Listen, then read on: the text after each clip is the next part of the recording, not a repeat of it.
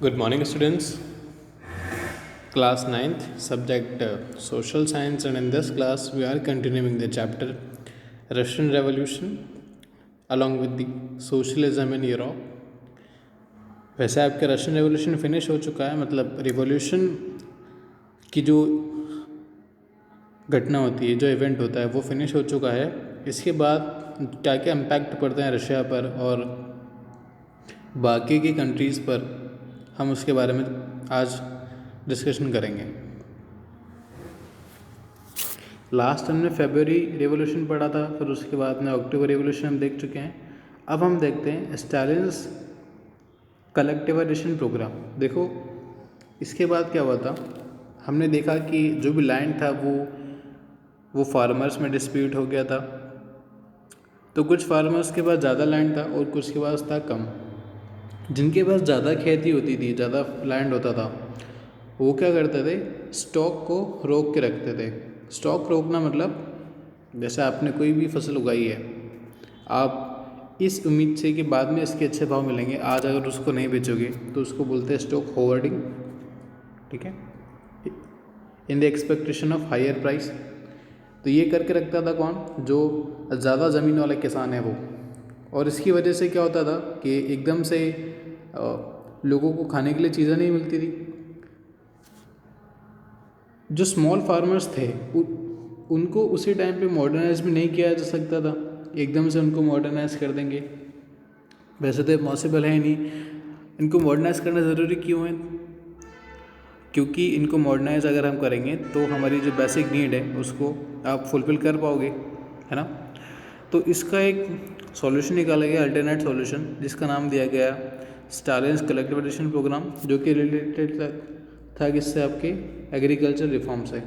Reform का मतलब होता है कोई चीज़ चेंज करना या फिर कोई चीज़ लेकर आना। जैसे हमारे यहाँ पर भारत में भी काफ़ी सारे बिल लाए जाते हैं, बिल इन द सेंस काफ़ी सारे कानून लाए जाते हैं। तो एक तरह से क्या है वो रिफॉर्म। रिफॉर्म को जैसा था 1921 में उनका आदेश था, जो पार्टी है वहाँ पर, पार्टी कौन सी है अभी, बोल्शेविक। तो उनका कहना था कि आप क्या करो, जितने भी किसान हैं अब सब मिलकर एक जगह पे खेती करेंगे, जिसका हम नाम के रखेंगे कोलकोस। तो कोलकोस क्या है, कोलकोस एक तरीके का फार्म है जिसके अंदर जितने भी किसान हैं सभी खेती करेंगे। अब ये मत सोचना कि सिर्फ ये एक ही खेत ऐसा नहीं, ये एक टाइप का खेत है जो कि अलग अलग पार्ट में डिवाइडेड होगा, ठीक है। सारे किसान इसमें खेती करेंगे और इसमें जितना भी प्रॉफिट आता है उसको शेयर करेंगे। जिन भी लोगों ने इसका अपोज करा, इसका अपोज कौन करेगा, जिनके पास ज़्यादा लैंड है वो तो ऑब्वियसली अपोज ही करेंगे इसका। तो जिन भी लोगों ने इसका अपोज करा उनको काफ़ी सीवियरली पनिश किया गया था। इस स्टालिन प्रोग्राम का कोई खास बेनिफिट तो नहीं हुआ, लेकिन एक नुकसान ज़रूर हुआ कि लगभग 4 मिलियन लोग, लगभग 40 लाख लोग के आसपास मारे गए। क्यों, ड्यू टू फेमाइन। फेमाइन क्या होता है, भुखमरी। तो ये काफ़ी बड़ा इवेंट है, इसको आपको ध्यान रखना है। नेक्स्ट हम बात करते हैं कि रशियन रेवोल्यूशन का इम्पैक्ट क्या पड़ा रशिया पर। देखो अगर कहीं पर भी रेवोल्यूशन होता है तो और नहीं तो कम से कम उसके आसपास की कंट्री में ये फ़र्क आता है कि वो भी चाहते हैं कि हम भी रेवोल्यूशन करें ताकि हमें भी आज़ादी मिले। जितनी भी कॉलोनीज़ थी रशिया के आसपास की, उन सबको मोटिवेशन मिला, क्यों, ताकि वो क्या कर सके, रिवोल्यूट हो सकें और अपने आप को आज़ाद कर सकें। और इनको मोटिवेशन किसने दिया था, बोल्शेविक्स ने, क्योंकि रशियन रेवोल्यूशन को एक तरीके से लीड कौन कर रहे हैं, बोल्शेविक कर रहे हैं, व्लादिमीर लेनिन का हेड है। People from various parts of the world took part in the conference of the people of east. People of east नाम की कॉन्फ्रेंस रखी गई थी 1920 में, किसके द्वारा, बोल्शेविक के द्वारा। और इसमें वेरियस पार्ट के जो लोग हैं अलग अलग कंट्रीज़ के, उन्होंने क्या करा था, भाग लिया था। साथ ही साथ एक यूनियन भी बनी थी बोल्शेविक्स ने, जिसका नाम क्या रखा गया था, कॉमिंटर। कॉमिंटर क्या है, एक यूनियन है जो कि अलग अलग कंट्रीज़ के लोगों से मिलकर बनी थी, जो कि एक तरीके से रिफॉर्म्स के बारे में ही बात करती है। रिफॉर्म्स मतलब वही जो नए आइडियाज़ उनको हम क्या बोलेंगे, रिफॉर्म्स बोलेंगे। At the time of second world war, second world war के आते हैं socialism was made a global face by USSR.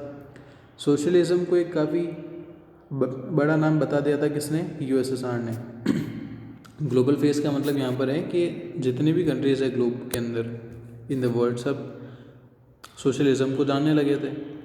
यहाँ पर एक वर्ड आ रहा है यूएसएसआर, तो आप सबको वैसे पता होगा that Russia was collectively called USSR. USSR क्या था? एक ग्रुप ऑफ कंट्रीज़ था जो कि बाद में बिखर गया, ठीक है, और उसी में एक पार्ट था रशिया। 1950 तक आते आते क्या होता है, लोगों को अब समझ में आ गया था कि रेवोल्यूशन ज़रूरी है, लेकिन साथ में उनको ये भी पता था कि यूएसएसआर में जो गवर्नेंस हो रही है वो बिल्कुल आइडियल नहीं है, क्योंकि यहाँ पर भी काफ़ी सारा सप्रेसमेंट था। हमने देखा था बोल्शेविक्स का जो रूल था वो भी इतना कोई फुलफिल नहीं था, वहाँ पर भी लोगों को काफ़ी ज़्यादा सप्रेस करके रखा जाता था। It was recognised as socialist movement. ज़्यादातर लोग रशियन रेवोल्यूशन को एक तरीके से सोशलिस्ट मूवमेंट देखते थे, क्योंकि रेवोल्यूशन को ज़्यादा वहाँ पे खास हुआ नहीं है, बस वहाँ पर जो लोगों की विचारधारा है वो अब चेंज हो गई है। वहाँ पर एरिस्टोक्रेसी थी, उसको फिनिश करके वहाँ पर डेमोक्रेसी तो खैर आज भी नहीं है, लेकिन हाँ वहाँ पे जो एरिस्टोक्रेसी है उसको फिनिश कर दिया गया है। Backward country to great power, Russia काफ़ी सही एग्जांपल है backward country to the great power, क्योंकि आप देख ही रहे हो 1920 के आसपास यहाँ पर रेवोल्यूशन हो रही है और आज 2020 चल रहा है, तो करीब करीब 100 सालों में। या फिर आप देखो रशिया मेन पावर था 1960 के अराउंड, काफ़ी ज़्यादा पावरफुल था रशिया, तो ये तो करीब 40 ईयर्स का स्पैन हो गया, मतलब 40 सालों में रशिया ने काफ़ी ज़्यादा तरक्की कर ली थी। वैसे चाइना भी इसी का एग्जांपल है। अगर आप एट्रोसिटीज़ देखोगे चाइना में, तो एट्रोसिटीज़ का मतलब होता है अत्याचार। तो अंग्रेज़ों ने और जो फ्रेंच पीपल या फिर जो पोर्टुगीज़ है, जिनको पुर्तगाल कहा जाता है हिंदी में, उन्होंने भी काफ़ी सारी एट्रोसिटीज़ की थी चाइना में अराउंड 1800 टू 1900, मतलब करीब 19वीं से 20वीं शताब्दी में काफ़ी ज़्यादा अत्याचार हुए हैं। और 1950 के अराउंड चाइना आज़ाद होता है, और उसके बाद आप देख ही रहे हो चाइना की पोजीशन क्या है। रशिया में लोगों को जो फ्रीडम मिलनी चाहिए वो एसेंशियल फ्रीडम आज भी नहीं है। रशिया ज़्यादातर अपने डेवलपमेंट प्रोग्राम पर फोकस करता है, ना कि वहाँ के लोगों के फ्रीडम पर।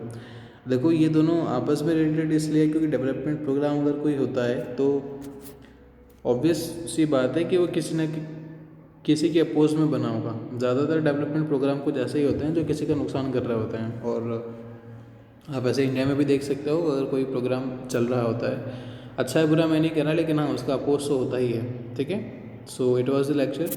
आई होप आपको लेक्चर पसंद आया होगा। वैसे यहाँ पर आपका रशियन रेवोल्यूशन होता है फिनिश। नेक्स्ट क्लास में हम कुछ फैक्ट्स से रिलेटेड टू दिस रेवोल्यूशन और कुछ डेट्स से मेंशन वो हम देखेंगे। Okay, so thank you.